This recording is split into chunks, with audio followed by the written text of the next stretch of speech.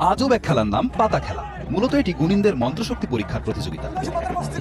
গাইবান্ধার বল্লমছাড় ইউনিয়নের খামার রঘুনাথপুর এলাকার শীতলের মোড়ে খালি ধান খেতে 40 বছর পর বসেছে এই পাতা খেলার আসর। মূল উদ্দেশ্য বিনোদন হলেও মন্ত্রতন্ত্রে সিদ্ধ ফকির বা কবিরাজরা এই খেলায় দাঁতে দাঁত চেপে লড়াই করেন। তুলা রাশির এক জাতককে আনা হয় পাতা রূপে। মাঠের চারপাশে গুণিন ফকিররা গোল দাগ কেটে অবস্থান নেন। এরপর বেজে ওঠে ঢোলক। একজন রেফারির তত্ত্বাবধানে শুরু হয় ফকিরদের কেরামতি। ভর আসা পাতা মন্ত্রের টানে একবার এদিক একবার ওদিক দিশেহারা হয়ে ছুটতে থাকেন। যার মন্ত্রের জোর যত বেশি তার কোর্টে যাবে পাতা। ওই গুণিনের হিসেবে জমা হবে পয়েন্ট। এভাবেই ঘণ্টাব্যাপী চলতে থাকে প্রতিযোগিতা। রুদ্ধশ্বাস উৎকণ্ঠা নিয়ে গলা ফাটান দর্শকরা।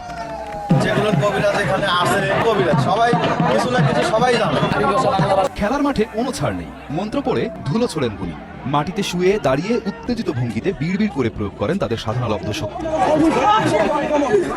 এই খেলায় পাতা হতে পারে এমন প্রাণশক্তি সম্পন্ন মানুষ এলাকায় অনেক কম, কারণ তাকে মন্ত্রে বশীভূত হয়ে প্রাণান্তকর ছোটাছুটি করতে হয়। দরকার হয় বিশেষ শারীরিক সক্ষমতা।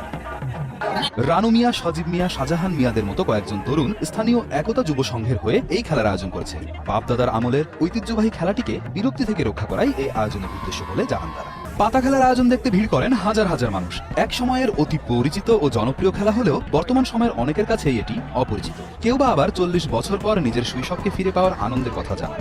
তরুণদের মানসিক ও শারীরিক উৎকর্ষ সাধনের জন্য এই ধরনের বিনোদনের প্রয়োজন আছে বলে মনে করেন এই জনপ্রতিনিধি। ইউনিয়ন পরিষদের পক্ষ থেকে আয়োজকদের সহায়তা দিচ্ছেন। ফকির কবিরাজদের এই মন্ত্রতন্ত্র নিয়ে বিশ্বাস অবিশ্বাসের বাইরে সব সম্প্রদায়ের মানুষ মিলিত হন এই পাতা খেলাকে কেন্দ্র করে। এলাকায় সৃষ্টি হয়েছে এক উৎসব মুখর পরিবেশ। এক মাসের এই প্রতিযোগিতা শেষে চূড়ান্ত মূল্যায়নে বিজয়ীদের নির্বাচন করা হবে, দেওয়া হবে পুরস্কার।